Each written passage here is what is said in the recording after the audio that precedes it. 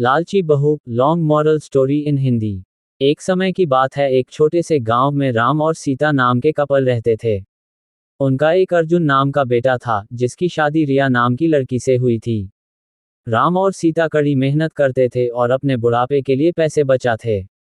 रिया बहुत लालची लड़की थी और हमेशा अपने लिए और चीजें चाहती थी।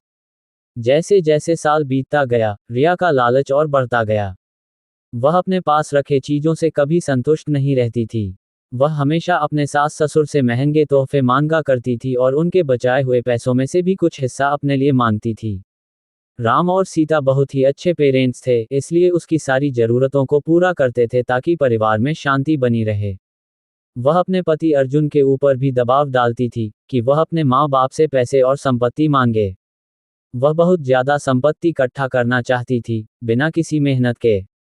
एक दिन राम और सीता ने यह फैसला लिया कि वह रिया को सबक सिखाएंगे। वह उसे बुलाते हैं और बोलते हैं कि बेटा, हमें तुमसे कुछ जरूरी बातें करनी है। हमने यह फैसला लिया है कि हम अपनी जायदाद का कुछ हिस्सा अपने बच्चों में बांटेंगे और उसका कुछ हिस्सा तुम्हें भी देना चाहते हैं। रिया खुशी से झूम उठती है क्योंकि वह हमेशा से यही चाहती थी। लेकिन राम और सीता के मन में कुछ और ही चल रहा था। उन्होंने एक पत्थरों से भरा हुआ बैग उसे दे दिया और बोला, बेटी, ये तुम्हारे हिस्से की संपत्ति है। रिया उस बैग को देखकर गुस्सा हो गई। उसने उस पत्थर से भरे हुए बैग को जमीन पर फेंका और जोर से चिल्लाते हुए बोली कि मेरी मजाक उड़ाने की तुम्हारी हिम्मत कैसे हुई? मुझे पैसे चाहिए, ये पत्थर नहीं। उद्धरण चिन्ह। राम और सीता ने शांत तरीके से उसे समझाया और बोले, रिया, सच्ची संपत्ति सिर्फ पैसे और चीजों के बारे में नहीं है। ये प्यार, दया और जो कुछ भी तुम्हारे पास है, उसके लिए आभारी होने के बारे में है। हमने हमेशा तुमसे प्यार किया है और तुम्हारी देखभाल की है, और यह पैसों से भी अधिक कीमती है। रिया को एहसास हुआ कि वह लालच में कितनी अंधी हो गई थी। उसको अपने किए गए बर्ताव के लिए पछतावा होने लगता है।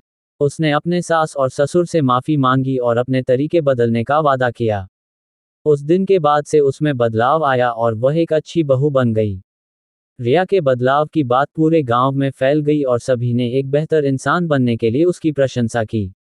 रिया अपने परिवार का ख्याल रखते हुए और उनके बीच मिले प्यार के लिए आभारी होकर हमेशा खुश रहने लगी। सच्चा धन प्यार, दया और जो हमारे पास है उसके लिए आभारी होने से आता है, न कि हमेशा और अधिक चीजों की चाह रखने से।